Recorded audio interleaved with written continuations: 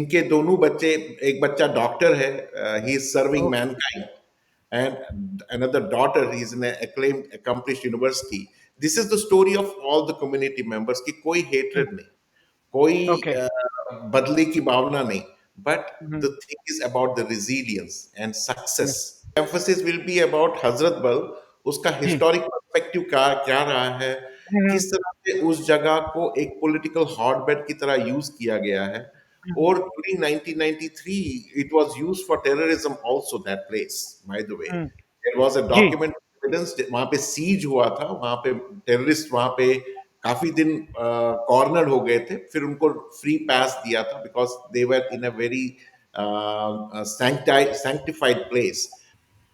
The critical patriot देखने वाले सब दोस्तों को खुशामदीद, स्वागत। आज के साथ अमेरिका से 2 ख़ास मेहमान जुड़े हुए हैं और दोनों टेक्सास में रहते हैं, सुरेंद्र कौल जी और अंजलि रैना। आप दोनों का ताल्लुक जो है पंडित फैमिली से है कश्मीर की, और you are prominent members of Kashmiri diaspora. और आज जो है 14 सितंबर है और आज मार्टर्स डे मनाते हैं कश्मीरी डायस्पोरा के लोग। एक तो इसके बारे में बताइएगा, और फिर हजरत बल के ऊपर जो कंट्रोवर्सी बनी हुई है, हजरत बल श्राइन के ऊपर, कि वहां पे जो है अशोका के एम्बलम को डेसिक्रेट किया गया। उसके बाद कुछ गिरफ्तारियां भी हुई। तो उसी से अगर हम अपनी गुफ्तगू का आगाज करें, तो फिर दोनों से जो है मैं चाहूंगा अपनी स्टोरीज आप शेयर करें। बहुत बहुत शुक्रिया Shakeel sahab, we are immensely thankful to you कि आप हमें प्लेटफॉर्म देते हैं एक मैसेज को अक्रॉस डालने के लिए, नॉट विद थिंग ऑफ कुछ we have to show down any community, any caste, any individual और any group. It is about education, it is about awareness. उसी चीज को मानते हुए हम इसको कार्यक्रम को आगे बढ़ाएंगे। जैसा आपने कहा कि आज 14 सितंबर है। 14 सितंबर कश्मीरी पंडित समुदाय के लिए एक बहुत ही सॉलमन डे है। ये एक ऐसा दिन है जो कि हम पिछले 36 साल से, हम हर एक ऑर्गेनाइजेशन, हर एक इंडिविजुअल इसको कॉमेमोरेट करता है। और ये 14 सितंबर का दिन ऐसा है जबकि ये हमको याद दिलाता है कि हमारे समाज के साथ किस तरह से इस समाज को सॉफ्ट टारगेट बनाया गया अपनी फेथ की वजह से। और 13 सितंबर को हमारे एक प्रोमिनेंट लीडर कश्मीर में, जिनका नाम श्री टिकलाल टेपलू साहब था, उनकी निर्मम हत्या की गई दिन दहाड़े। और जो टेपलू साहब थे, ये पेशे से एक लॉयर थे, और ये बहुत ही गरीब लोगों के पास का जिनके पास कोई साधन नहीं होता था, प्राइमरली मुस्लिम्स, जिनको कुछ इनजस्टिस हुआ होता था, उनकी उनका केस ये मुफ्त में लड़ते थे। और he used to give money for all the impoverished sections of community as well as of Muslim community। ये इंट्रोडक्शन इसलिए ज़्यादा अच्छा है क्योंकि इससे एक ह्यूमैनिटेरियन रिफ्लेक्शन ऑफ हमारे समाज का उभर के आता है। और उसी की निर्मम हत्या दिन दहाड़े की गई। तो ये उसी दिन के बारे में पिछले 36 साल से और भी जितने मार्टियर्स हुए हमारे समाज में, लगभग 1800 लोगों को की निर्मम हत्याएं हुई इस 1989, 1990, और उसके बाद अभी रिसेंटली 6-7 महीने पहले तक भी वो कंटिन्यू हो रहा था। तो ये उसी की याद में हम सारे मार्टिर्स को रिमेम्बर करते कौल जी, मैं आपका शुक्रगुजार हूं अब दोनों का कि आपने टाइम निकाला। तो ये मेरे ख्याल में पाकिस्तानियों के लिए बड़ा ज़रूरी है जानना। मैडम, आपने बड़ा रोल अदा किया फ़िल्म जो थी कश्मीर फाइल्स में, उसकी रिसर्च के लिए। तो आपके फ़ादर की स्टोरी भी जो है मैं जानना चाहूँगा, although it is heart rending story. सबसे पहले तो मैं आपका शुक्रिया और धन्यवाद करना चाहूँगी कि आपने मुझे बोलने का थोड़ा-सा मौका दिया आज अपने प्लेटफ़ॉर्म पे। तो जहाँ तक कश्मीर फाइल्स की बात आई, कश्मीर फाइल्स तो सब जानते हैं, डायरेक्टर विवेक अग्निहोत्री जी और पल्लवी जोशी ने बनाई। उन्होंने 4-5 साल पूरा रिसर्च किया, और रिसर्च उनका शुरू हुआ इंटरव्यूज़ से, क्योंकि उनके पास उनको लोगों से मिलना था पहले। जिनके साथ आप बीती हुई है, जिनके घर में या जिनका कोई रिलेटिव के साथ वहाँ पे कश्मीर में जो मारे गए हैं, तो उन्होंने ह्यूस्टन से शुरू किया और क्योंकि जैसे सुरेंद्र जी ने पहले बोला कोई सामने नहीं आना चाहता था, बहुत सारे रीज़न्स थे उसके लेकिन मुझे लगता है मैंने थोड़ी-सी हिम्मत दिखाई पहली बार, तो वो वहाँ से शुरुआत हुई और विवेक जी ने फिर 700 फैमिलीज़ का इंटरव्यू लिया। तो जहाँ तक मेरी बात है, मेरी पर्सनल स्टोरी की बात है, मेरे पिताजी डैडी जो थे वो जे-एंड-के इंडस्ट्रीज़ में काम करते थे और ये बात अब जब ये हादसा हुआ ये 1990 था, 24 जून 1990। मैं तो उस टाइम छोटी थी, हाई स्कूल में थी, मेरे भाई मेरे से भी छोटे थे। तो मेरे पिताजी वहाँ पे काम करते थे और उनका मानना था कि ये जो वहाँ पे लोग हैं, हमारे मुसलमान लोग जो हैं, ये हमारे अपने हैं, हम यहाँ पे इतने सालों से रहते हैं, पैदा वहाँ पे हुए हैं, मेरे पिताजी तो हम तो बाद में आए। तो ये हमारा कुछ नहीं बिगाड़ेंगे, कुछ नहीं करेंगे क्योंकि ये हमारे उनका यही मानना था कि ये हमारे भाई हैं। लेकिन जब 1990 19 जनवरी को वो मास रैली हुई वहाँ पे जिसके बाद लोग वहाँ से निकले तो उस दिन वो सबसे खौफ़नाक मंज़र था हमारे लिए। मैं अपने मेडिकल मेरा एम था डॉक्टर बनने का, तो मैं अपनी मेडिकल की तैयारी कर रही थी, एंट्रेंस एग्ज़ाम की तैयारी कर रही थी और मेरे छोटे भाइयों के साथ थी, हमारी जॉइंट फैमिली थी और जब बाहर से ये भाग-दौड़ रात का समय था, कोई 9 बजे के करीब जहाँ तक मेरे को याद है 8-9 बजे के करीब का टाइम था इवनिंग को। तो कुछ बाहर से काफ़ी भाग-दौड़ की आवाज़ सुनाई दी, काफ़ी कुछ ना ऐसे लग रहा था जैसे लोग दौड़ रहे हैं और काफ़ी मस्जिदों से आवाज़ें आ रही हैं। तो मेरे डैडी के छोटे भाई जो मेरे अंकल हैं वो जल्दी से दौड़ के ऊपर आए, उन्होंने लाइट बंद कर दी और उन्होंने कहा कश्मीरी में कहा, "आज हम मर जाएँगे, आज इसमें से इस घर से कोई नहीं बचेगा, कोई नहीं बचेगा।" तो ये तो 1990 उस दिन की रात थी और जब 2 दिन के बाद पता चला कि ये वाला जो रैली हुई थी, ये पूरे कश्मीर में हुई थी। ये सिर्फ़ हमारे एरिया में नहीं हुई थी, मैं छतरपुर में रहती थी। वहाँ पे हमारा एंसेस्ट्रल होम था, मेरे दादाजी का जहाँ पे हम सारे बच्चे पढ़े हुए हैं और अपना 8th स्टैंडर्ड तक मैं वहाँ थी। ये तो हुआ उस दिन की बात, उसके बाद तो सभी निकलना शुरू किए, सभी अपनी जान और माल की लेके नहीं कुछ गए, सिर्फ़ अपनी जान बचा के सभी निकल रहे थे, सब कुछ छोड़ ही दिया वहाँ पे। तो मेरे को भी क्योंकि मैं 8th में थी और वो टीनेजर थी, तो मेरे को भी भेज दिया उस टाइम। लेकिन मेरे डैडी वहाँ से नहीं निकले, मेरे पिताजी नहीं निकले, उन्होंने कहा नहीं जैसे मैंने पहले कहा कि वो बिलीव करते थे कि ये हमें कुछ नहीं करेंगे, ये किसी को नहीं मारेंगे। जैसे सबसे पहले तो 89 में वो टीकालाल जी टिपलू को उनको गोली से मार दिया, उसके बाद एक और जज थे वहाँ पे जज थे नीलकंठ गंजू साहब को मारा था। तो उसके बाद तो कुछ हुए थे ऐसे हादसे, लेकिन उसके बाद भी मेरे घर में यही था कि ऐसा कुछ नहीं होगा हमारे साथ, हम यहाँ पे इतने लोगों के साथ रह रहे हैं उनके बचपन से। लेकिन 24 जून 1990 उस टाइम तो मैं वहाँ पे नहीं थी, मैं चंडीगढ़ में थी, अपने एक और हमारे डैडी के छोटे भाई के पास, पापा के पास थी मैं।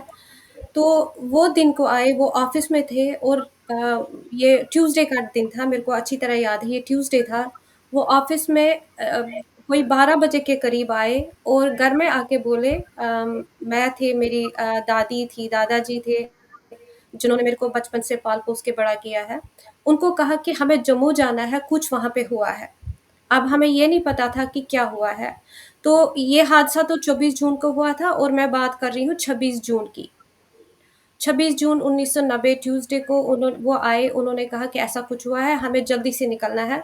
तो उन्होंने उस टाइम टैक्सी की, मेरे को बिठाया दादाजी, दादी को, मेरी आंटी, हम निकले चंडीगढ़ से जम्मू की ओर और कोई हम दिन को 1 डेढ़ बजे निकले और हम साढ़े 7 के करीब जम्मू पहुँचे, साढ़े 7 और 8 के करीब।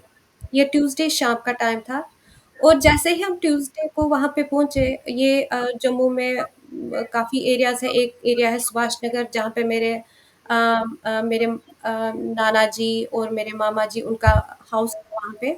हम उधर की ओर बढ़ रहे थे क्योंकि मेरे पापा को पता था कि कहाँ जाना है। हमें लेकिन कुछ नहीं पता था कि क्या हुआ है। ये पता था कुछ तो हुआ है। अब जब हम टैक्सी से सुभाष नगर उस एरिया की ओर बढ़ रहे थे, तो टैक्सी थोड़ी धीरे-धीरे चलने लगी क्योंकि वो सिर्फ़ 2 मिनट का रास्ता था वहाँ से जहाँ पे वो थोड़ा देर रुक गई थी। मैं देख रही थी कि मेरे दादी जी के काफ़ी रिलेटिव्स थे, वो सारे आके गाड़ी के पास बोल रहे थे, "अच्छा केशुन परा" कश्मीरी में बोलने लगे, "कोई बात नहीं, सब ठीक है।" लेकिन हमें कुछ नहीं पता है कि क्या हुआ है। जैसे ही वो दरवाज़े के पास गाड़ी रुकी, मेरे नाना जी के हाउस के पास दरवाज़े के पास गाड़ी रुकी, तब जाके मेरे पापा जो डैडी के छोटे भाई थे, उन्होंने बोला कि मेरे डैडी का नाम लेके बोला कि उनको कश्मीर में मारा है। तो ये हमें उस टाइम पता चला और तो आपको पता है फिर हुँ, हमें मेरे को तो काफ़ी दिन तक पता भी नहीं था कि कैसे क्या हुआ है। तो धीरे-धीरे करके जब कुछ दिनों के बाद ये सारे 10-12 दिन हो गए, हम आपको पता है हमारे में वो 12 दिन करने होते हैं। उसके बाद जब मैं पूछना शुरू किया कि क्या हुआ था, क्योंकि मुझे विश्वास नहीं हो रहा था कि मेरे को लग रहा था कि डैडी का जो भी उन्होंने कहा कि उनको मार दिया है, उनकी क्रीमेशन भी हुई है, तो वो मुझे पता था कि वो क्रीमेशन हुई है, लेकिन हम लेट पहुँचे, हमने देखा नहीं। बाद में 15-20 दिन 1 महीने के बाद पता चला कि मेरे डैडी को 24 जून 1990 वो संडे का दिन था, तो उनको घर से निकाल दिया और सिर्फ़ वो नहीं थे, हमारे एक अंकल भी थे वहाँ पे और डैडी के छोटे भाई थे, कज़िन थे। तो सोमनाथ रैना जी, दोनों को घर से निकाल दिया और अ, वहाँ पे ये दिन को उनको किडनैप बेसिकली किया था और उनकी बॉडीज़ फिर मिली थी अ,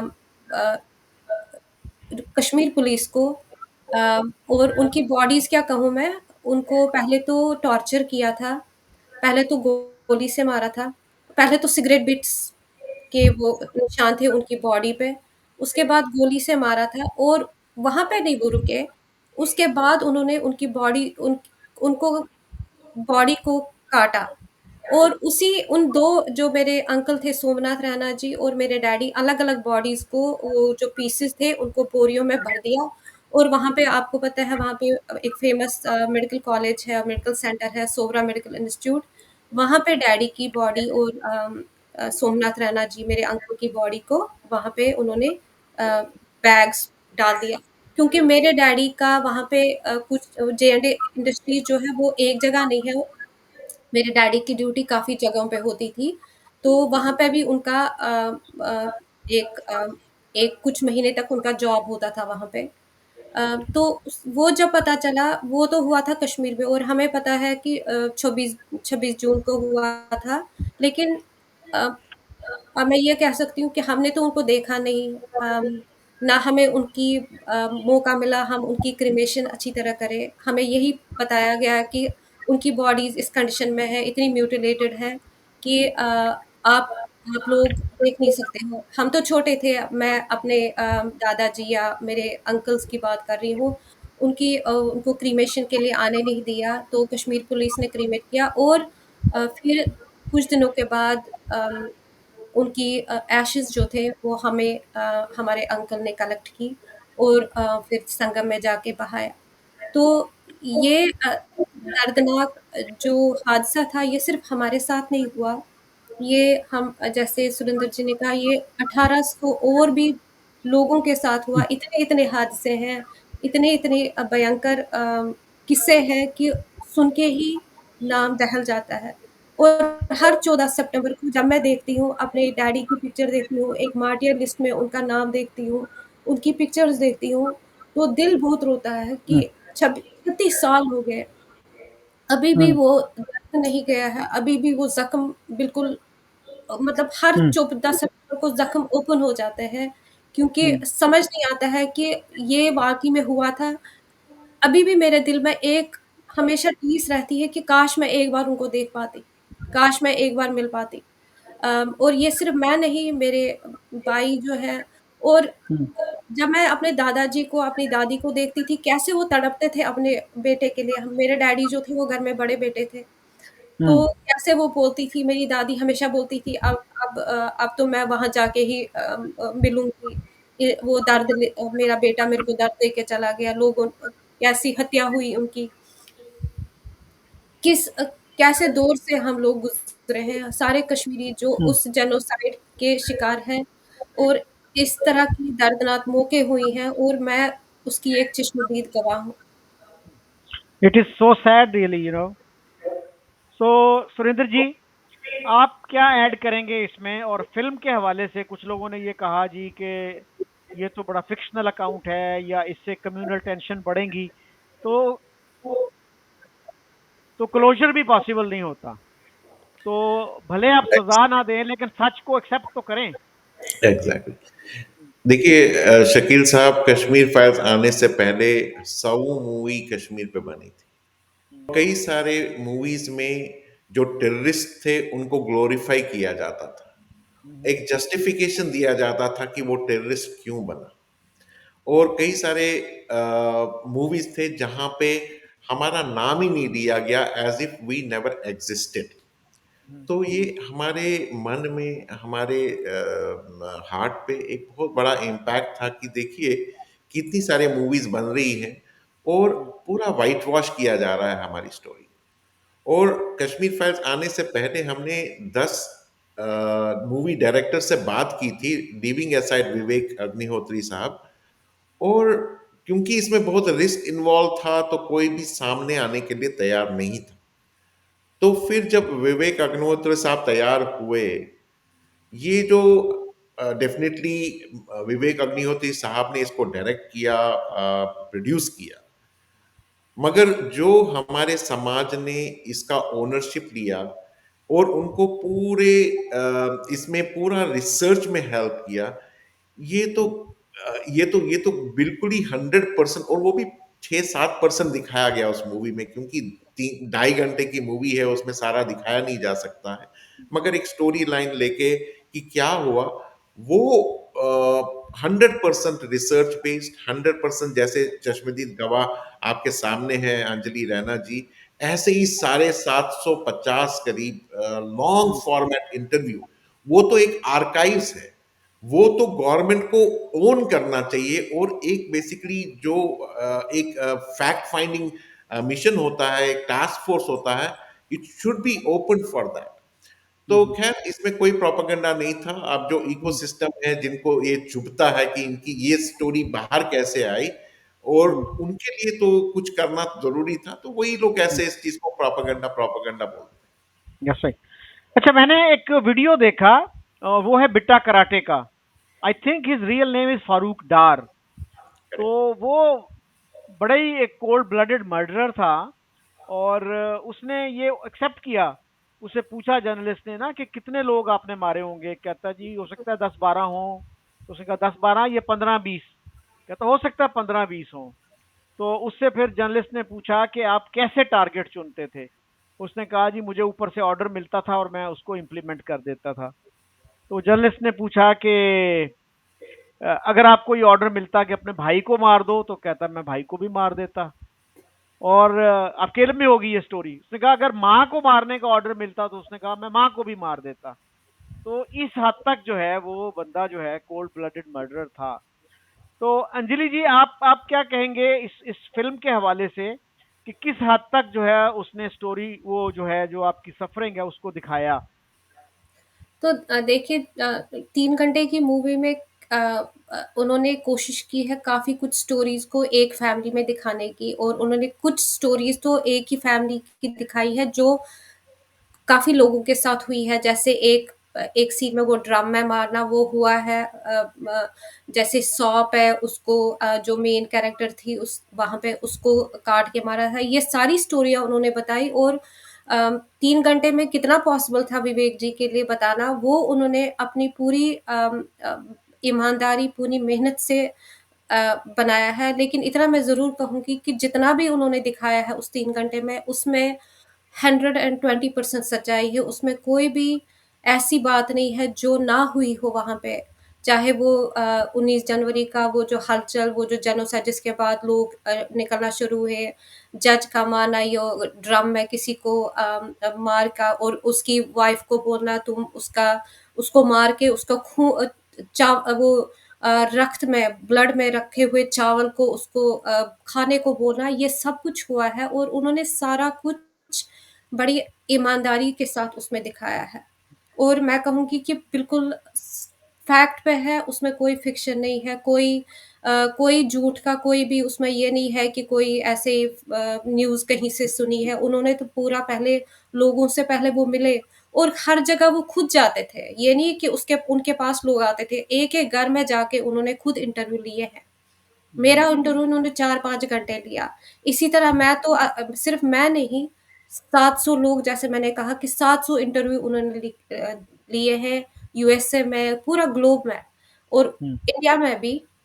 हुँ, तो वो सारी सच्चाई जो है उन्होंने उस पिक्चर में 3 घंटे की मूवी में जितना वो दिखा सकते थे दिखाया है और उन्होंने एक डॉक्यूमेंट्री भी बनाई है वो कश्मीर अनटोल्ड वो 7 एपिसोड्स है उसके। जितना उसमें वो दिखा सकते थे, जितना कैप्चर कर सकते थे दिखाया हुँ, है, लेकिन बिल्कुल ईमानदारी के साथ और 100% सच्चाई के साथ। हुँ। अच्छा सुरेंद्र जी, हमारे यहाँ कुछ लोग गवर्नर जगमोहन को ब्लेम करते हैं कि उन्होंने जैसे ऑर्केस्ट्रेट किया आपका जो है ना वहाँ से एग्जिट और वहाँ से आपका फरार जो है। तो कुछ लोग ये कहते हैं कि गवर्नर का तो उसमें कोई रोल नहीं था। ये जो एग्जिट है ये उससे पहले शुरू हो चुका था।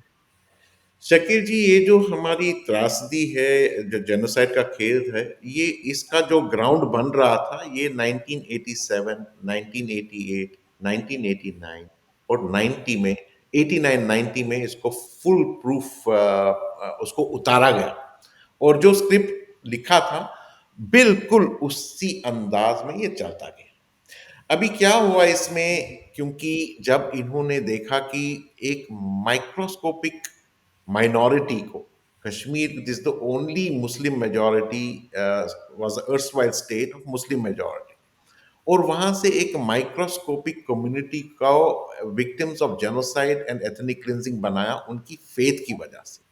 इससे एक इंटरनेशनल लेवल पे उनका केस वीक हो गया।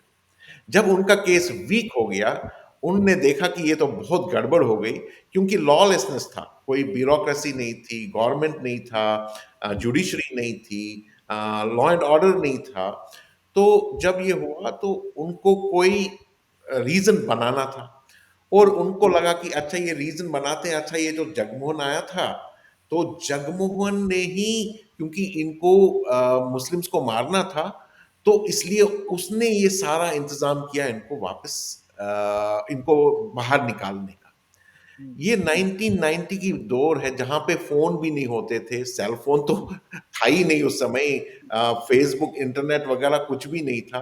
It ji. वाज उस समय किस तरह से ये पूरे कश्मीर वैली में ये मैसेज भेजे कि आप चले जाइए, और हुँ, कौन ये जिसने अपनी पूरे लाइफ की जनरेशनल इन्वेस्टमेंट हुई है हमारी भूमि के साथ, सिविलाइजेशनल रूट्स के साथ, ये क्या सही है कि अगर कोई किसी को बोलता है आप निकल जाइए यहां से, वो उठ के निकल जाएगा? हुँ, कितना इंटेलेक्चुअल बैंक्रप्सी है ऐसे में जो इस चीज को कनेक्ट करते हैं। और फॉर फैक्चुअल पोजीशन जब हम आपको बताएं कि 19 जनवरी में जगमोहन ने अभी चार्ज नहीं लिया था। Hmm, Jagmohan had come to Delhi, जब उन्होंने देखा कि यहाँ पे ऐसा हुआ है, उनको बताया गया that you have to go to Kashmir, hmm, और वो तो अभी चार्ज भी नहीं लिया था।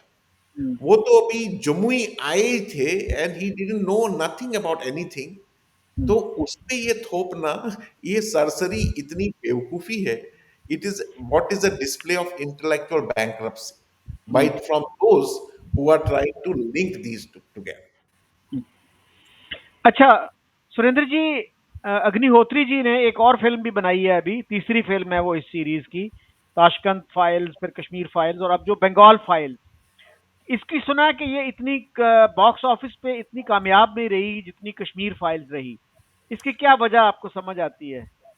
अ, उसके कई सारे फैक्टर्स हैं। सबसे बड़ा फैक्टर, क्योंकि जो कश्मीर फाइल्स थी, जो हमारे समाज के सभी लोग हैं, उन्होंने इसको ओन किया हुँ, एंड बेसिकली इसको ऑर्गेनिकली चलाया। कश्मीर द बंगाल फाइल्स में सबसे बड़ी प्रॉब्लम थी कि जो जो रूट्स हैं, जो वेस्ट बंगाल स्टेट है, जहां पे लोगों को देखने के लिए आना चाहिए था, वहां पे इसको अलाउ नहीं किया गया। जब अलाउ नहीं किया गया एक पॉलिटिकल सिस्टम की वजह से, जो वहां पे अभी एस्टैब्लिश्ड है, उससे एक मैसेज चला गया कि भाई जो इसको ओन करेगा, क्योंकि वहां पे गुंडागर्दी बहुत है, वहां पर भी लॉलेसनेस बहुत है, और वहां पे एक मैसेज चला गया लोगों के पास कि भाई आप इसको ओन नहीं कर सकते हो, अगर आप ओन करेंगे तो कॉन्सिक्वेंसेस होंगे। तो वहाँ का जो पॉलिटिकल एस्टैब्लिशमेंट है, उन्होंने सारे जितने भी सिनेमा हॉल्स हैं, जो ओनर्स हैं, उनको मैसेज दिया कि पुलिस से करवाया कि अगर आप स्क्रीन करोगे तो यहाँ पे तोड़ फोड़ होगी, उसके लिए फिर हमको रिस्पॉन्सिबल मत रखिए। तो एक चीज तो वो रही प्राइमरली, और दूसरी चीज रही तो मतलब people are picking it up अभी। मगर जो as compare to Kashmir Files, definitely अगर उसके साथ कंपेयर किया जाए तो it it is not coming up to the expectations. That's a. अच्छा, ये बताइएगा सुरेंद्र जी के 5 लाख के करीब जो है पंडित, हिंदू पंडित जो हैं, उनका एक्सोडस हुआ वहां से। तो अब कितने हिंदू और सिख वहां रह रहे हैं? I think there are some who are still living there. Yes, जो भी रह रहे हैं मजबूरी से रह रहे हैं। मजबूरी से रह रहे हैं का मतलब ये है कि हमारे समाज में भी एक इम्पॉवरिश सेक्शन है, मतलब जिनके पास नौकरी नहीं है, जिनके पास कोई साधन नहीं है, कोई गवर्नमेंट का हेल्प नहीं है। तो करीब 10-12 साल पहले एक प्लान बनाया था पीएम पैकेज एम्प्लॉयज, कि भाई आपके लिए हम एक एम्प्लॉय पैकेज क्रिएट करेंगे। उसमें तब उस समय 6,000 का प्रोविजन था। 6,000 लोगों को, विस्थापित समाज के लोगों को नौकरी दी जाएगी। मगर वो भी इतना ड्रैकोनियन था कि उसमें जितने भी जो भी गवर्नमेंट ऑर्डर्स के प्रोविजंस होते हैं, उसमें से निकाल दिए थे कि वो खाली उसी जगह पे काम कर सकते हैं जहां पे उनका फिर कोई ट्रांसफर नहीं होगा, कहीं जाना नहीं है, जो उनके प्रमोशंस हैं वो इस तरह से नहीं होंगे। बट खैर, कमिंग टू शॉर्ट, कि कम से कम वो पहले 3,000 लोग थे, उसको बढ़ा के और 2,000 कर दिया था अभी रिसेंटली। तो लगभग 5,000 फैमिलीज वो हैं जो कि पीएम पैकेज एम्प्लॉयज में काम कर रहे हैं। मगर ये भी बताना उचित होगा कि वहां पर जो वहां पे काम कर रहे हैं, अपनी सेवाएं दे रहे हैं, उनको भी सॉफ्ट टारगेट बनाया था। अभी 6 महीने पहले तक की बात है, लगभग साल भर की पहले की बात है। वहां से भी उन एम्प्लॉयज को चुन चुन के मारा था, और उनके ऑफिस में जाके उनको मारा था। तो यही है कि ये कंटिन्यू हो रहा है। और जहां तक की बात है टोटल कितने लोग होंगे वहां पे, ये तो पीएम पैकेज एम्प्लॉयज हैं, और बाकी जो नॉन एम्प्लॉयज हैं, जो निकले ही नहीं वहां से बिकॉज ऑफ देयर कि हम नहीं निकलेंगे, वो भी करीब 2-3 हजार है। कम से कम 6-7 हजार लोग वहां पे इस समय हैं, कश्मीर वैली। अच्छा, अंजलि जी, आपके इल्म में होगा कि कश्मीर एक दफा फिर खबरों में आया जब वो अशोका के एम्बलम को वेंडलाइज किया गया हजरत बल दरगाह के बाहर।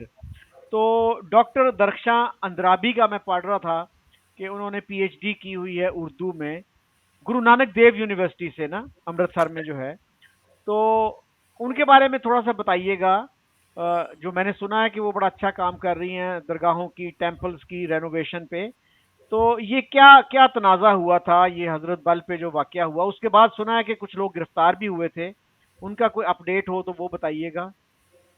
मैं सुरेंद्र जी से दरख्वास्त करना चाहती इस थोड़ा सा इसके बारे में बताएं।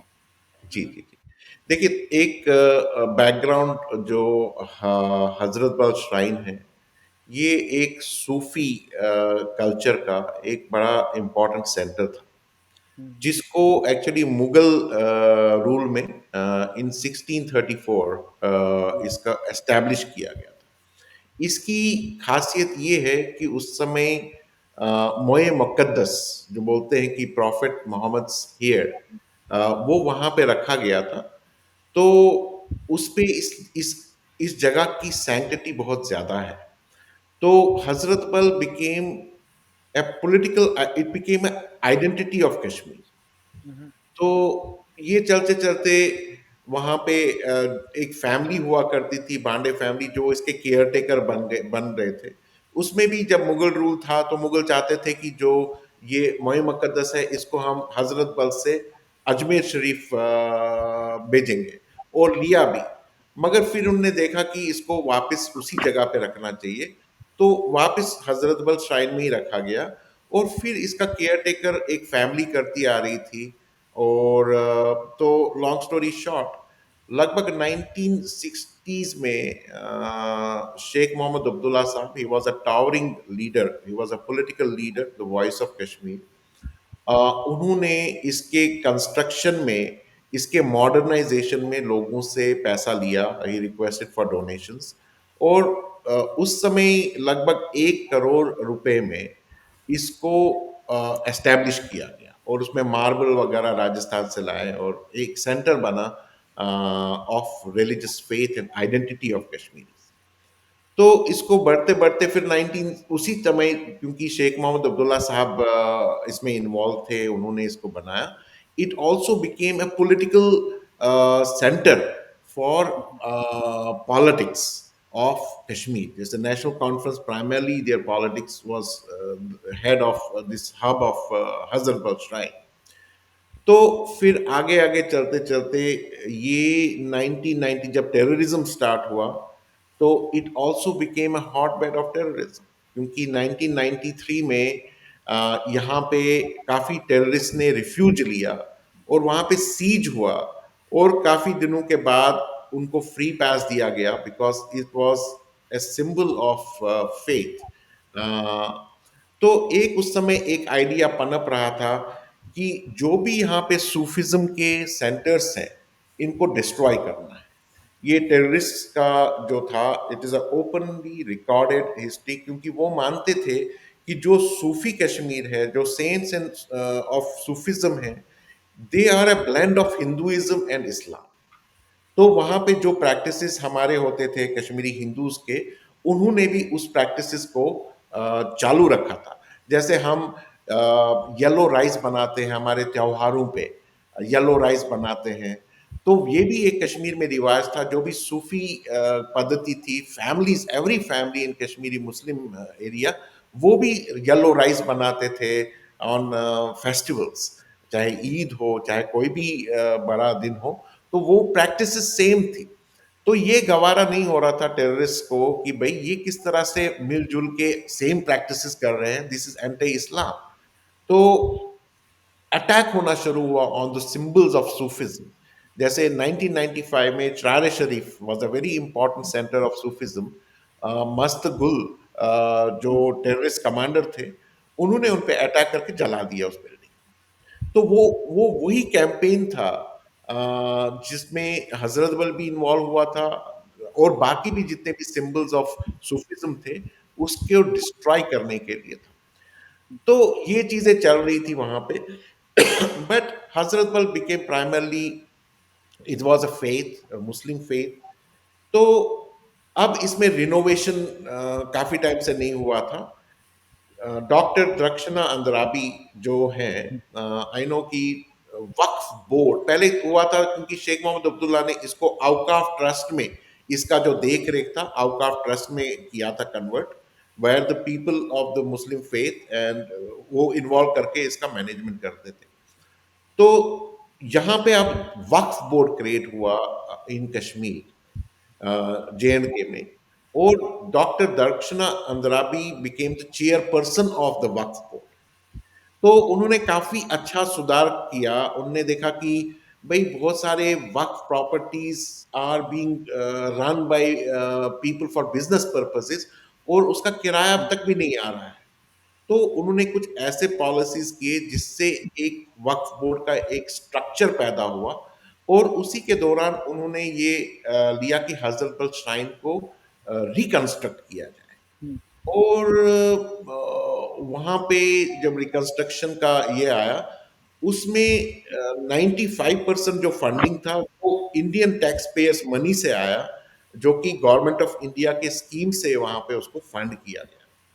और क्योंकि डॉक्टर दक्षिणा अंद्राबी इज ऑल्सो द, उसका जो स्टेटस है इज मिनिस्टर ऑफ स्टेट, सो क्योंकि वो इन्वॉल्व थी, और she did a very good job कि जो सारा रिकंस्ट्रक्शन, रिनोवेशन, मॉडर्नाइजेशन, इसका लुक पूरा बहुत अच्छा किया, तो पीपल वर वेरी हैप्पी। तो उन्होंने एक फाउंडेशन स्टोन, क्योंकि उन्होंने इनॉग्रेट किया, फाउंडेशन स्टोन लगा, और क्योंकि वो मिनिस्टर ऑफ स्टेट है तो उनका एम्बलम भी जाता है, बिकॉज एक प्रोटोकॉल होता है जहां पर भी उनका नाम लगेगा, एम्बलम भी आएगा। तो 3 दिन तक ये चलता रहा, people were appreciating it. Now what happened कि इस बीच एक कैंपेन चला, और इस बार जो सेपरेटिस्ट थे उन्होंने नहीं कैंपेन चलाया, जो कॉर्डर्स हैं Jamaat Islami who are known for this, उन्होंने नहीं चलाया। This came from the ruling dispensation of Kashmir, उनके इंस्टिगेट किया गया, क्योंकि अभी तक the National Conference had a hold on that shrine. जब मैंने बोला कि it was used as a political hotbed, तो उनका एक था, उन्होंने देखा कि उनकी जमीन खसकती जा रही है यहाँ पे, और उनके बगैर ये सारा इतना बड़ा काम हो गया। सो एक इंस्टिगेशन कैंपेन चला जहां पे कुछ यूथ को भड़काया गया, और उन्होंने एज अ कॉन्सिक्वेंस जिस तरह से वो डिस्प्ले हुआ, it hurt the sentiments of the people of India, क्योंकि जो एम्बलम है it's not a religious depiction, it is the Sarnath का जो 4 लायंस है, which is not a religious symbol, it is the reflection of courage, confidence, tolerance and growth and unity of country. और उसको attack करना ये मतलब था, it was a attack on the freedom struggle of India. उसको attack करना था मतलब कि it was the attack on the ethos of India, it was the attack on the idea of India. उस तरह से वो डिस्प्ले करके हुआ। एंड बेसिकली ये जो चल रही आ रही थी, ये जो पिछले 36 साल में जब भी गवर्नमेंट भी होती थी, there was a soft separatism within the government also. They were, इनके पास भी जाते थे, टेररिस्ट के साथ भी, सेपरेटिस्ट के साथ भी, दे वर सीन एवरीवेयर। मगर अब ये थोड़ा, क्योंकि लॉ एंड ऑर्डर है वहां पे कश्मीर में, अब now it is not a banana republic, it's accountability. और जब ये पूरे डिस्प्ले में आया, there was action on that. अब ये कहते हैं कि नहीं, जिस तरह से ये हुआ गलत हुआ, मगर ऐसा नहीं होना चाहिए था, क्योंकि इसमें तो कभी एम्बलम लगा ही नहीं, इसमें तो कभी हमने नाम लगाया नहीं। मगर ये देखिए क्या है, this is something new feature of Islam in Kashmir, जो कि बाकी जगह नहीं है। जैसे Indonesia, Indonesia is the largest Muslim country in this world, उनका एम्बलम क्या है? गरुड़ा।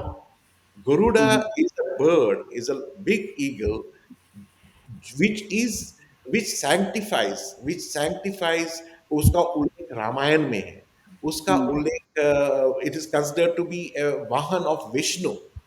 मगर वो जो उनका एम्बलम है, जब वो मॉस्क के इनॉग्रेशन होते हैं, वो एम्बलम लगता है वहां, यू कैन चेक देयर। मगर ये जो डेफिनेशन है यहाँ कश्मीरी इस्लाम का, this is based on small जो प्रैक्टिसेस थे, हाउ टू लेग पुलिंग, अच्छा, दिस इज एब्सोल्युटली नथिंग। अब देखिए, उनसे मैं ये भी कहना चाहता हूँ, ठीक है सेंसिटिविटी है, गलत हो सकता है, I am not saying that नहीं, ठीक है, नहीं है, मगर उसके और भी तरीके हो सकते थे। इस तरह से ब्रूटली उसको मारना, खंजर ये करना, you could have put a tape on that, ठीक है ना, that was the decent way of doing it. And दक्षिणा द्रावी ने कहा था कि अगर ऐसा मौलवीज के साथ वो काम कर रही थी, तब तक कोई प्रॉब्लम नहीं था। मगर जब ये प्रॉब्लम हुआ, तो उनने रिकॉर्डेड स्टेटमेंट है कि अगर ऐसी प्रॉब्लम थी, मुझको बताया जा सकता था, I could have taken action on that, even to the extent of replacement. मगर ये दिखाना है कि देखिए हम कितना रेडिकल हैं, बिकॉज वही बिकता है। So this was basically a soft proxies acting on behalf of separatists and radical Islam जो वहां पे डिस्प्ले में आए। अब it raises some pertinent questions also, और उनको इसका जवाब देना चाहिए। हजरत बल श्राइन में एक डोनेशन बॉक्स है, वहां पे पैसा डाला जाता है, वहां पे कॉइन्स डाली जाती है, हर एक नोट के एम्बलम है। अरे कॉइन पे नेशनल एम्बलम है, वो दैट्स किस राइट। तरह से एक्सेप्टेबल? अगर ये नहीं एक्सेप्टेबल है, तो वो किस तरह से एक्सेप्टेबल है? आप सभी तो सारे, इवन द लीडर्स जो इसको क्रिटिसाइज कर रहे हैं, अपना वॉलेट लेके जाते हैं, वहां पे कोई प्रैक्टिस नहीं है कि भाई अपना वॉलेट बाहर रखिए। उसमें आप नोट्स, उसके आपके ये है, उसमें सभी में एम्बलम। ये क्या चीज आप कर रहे हैं? Where are you are pushing it? एक तरफ से आप दिखाते हैं कि टूरिज्म को हमको बढ़ावा करना है।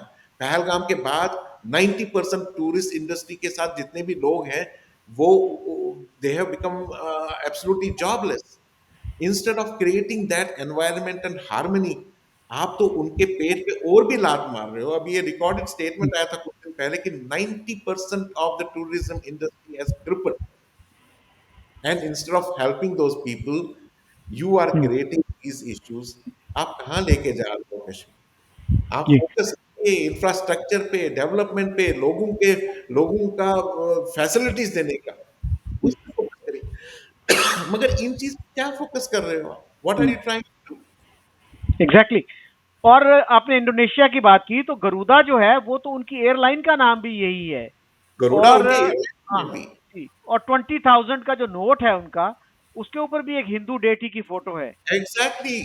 देखिए हम्म, यही फर्क है हम्म, हमारे सब कॉन्टिनेंट में, स्पेशली इंडियन सब कॉन्टिनेंट में, और इंक्लूडिंग इंडोनेशिया, कोई फर्क नहीं है। Hmm, because we were one culture, one civilization, part of one DNA. मगर इंडोनेशिया जैसे कंट्री ने बोला कि हाँ, हम अभी इस्लामिक कंट्री बन गए हैं, मगर वो हमारा सिविलाइजेशनल पास्ट है, that's उसको right। हम भूल नहीं सकते। और उन्होंने जितने भी रीति रिवाज हैं उसको फॉलो किया है। और मैं इसी साल फरवरी के महीने में बाली गया था, इंडोनेशिया का एक टूरिस्ट प्लेस है। या मैं ये बोलना चाहता हूं कि I never felt being a Hindu in India then I felt being in a largest Muslim country of the world, Indonesia, in Bali. वहां पे जो सिविलाइजेशनल एस्पेक्ट्स हैं, वो पूरे चौराहे पे इसको डिस्प्ले किया गया है। And I was amazed. Garuda temple है वहां पे, उनने बहुत बड़ा गरुड़ा का ये बनाया है on the peak of A temple. जब मैं गया, I felt so peaceful, so nice. जब मैंने इंडोनेशिया के स्कूल के बच्चों, हाई स्कूल के बच्चों को वहां पे जाते हुए देखा, और टीचर्स उसका उल्लेख कर रही हैं, देखिए ये कैरेक्टर कौन था, राम कौन था, ये कौन था, and then they clap on that civilization. This is the beauty of that Islam. तो वाई कांट वी बी? जब हम भी वैसे ही हैं, तो हमको इतना रेडिकल क्यों बनना है? जो हुआ हुआ, इज बियॉन्ड योर कंट्रोल। मगर आप वो सिविलाइजेशनल एस्पेक्ट को कंटिन्यू कर सकते हैं, बल्कि उस पे खंजर बोकने की जरूरत नहीं है। कुछ साहब जिक्र कर रहे थे कि किसी इंडियन लीडर ने पूछा इंडोनेशिया के किसी लीडर से ना, कि ये आपके यहाँ इतना हिंदू कल्चर क्यों नजर आता है, तो उसने कहा कि हमने अपना रिलीजन बदला था, अपने एंसेस्टर्स नहीं बदले। Exactly exactly। और उसने ये भी बताया था कि जब आप मेरा डीएनए टेस्टिंग करेंगे, तो वही कल्चर निकलेगा। सो यस, ये उन्होंने पूरा, अभी रिसेंटली है ये, तो कम से कम लगभग 6 7 8 महीने की बात है। इट्स नॉट ओल्ड, 7 8 महीने की। Alright।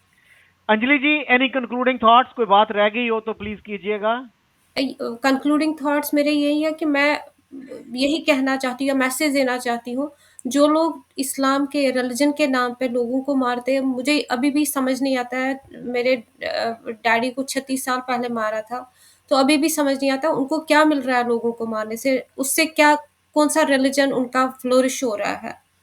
तो मैं तो यही रिक्वेस्ट कर सकती हूँ कि आप ये सब छोड़ दो और एक ग्रोथ की तरह बढ़ो, अपनी अपनी बेहबूदी की तरह की ओर बढ़ो, ताकि आपके बच्चे जो नई जनरेशन है उनको अच्छी कुछ सीख मिले। लोगों को मारने से, हथियार उठाने से आपको 36 साल पहले कुछ नहीं मिला था। हाँ, आपने लोगों को मारा था, हमारे घर बर्बाद किए थे, लेकिन कुछ नहीं मिला आपको, क्योंकि हम तब भी उस मुश्किल के दौर से भी निकले हैं। हम खुद भी पढ़े, हमने अपने बच्चों को भी पढ़ाया है, लेकिन हमने अपने हाथ में गन आने आने नहीं दी। दैट इज रिमार्केबल कि पंडित कम्युनिटी ने इंतकाम का रास्ता नहीं चुना। और गन का, जैसे आपने कहा, गन का रास्ता नहीं चुना बल्कि एजुकेशन और प्रोग्रेस का रास्ता चुना। Thank you very much Surendra ji, thank you very much Anjali ji. Thank thank you you, so much. Thank you.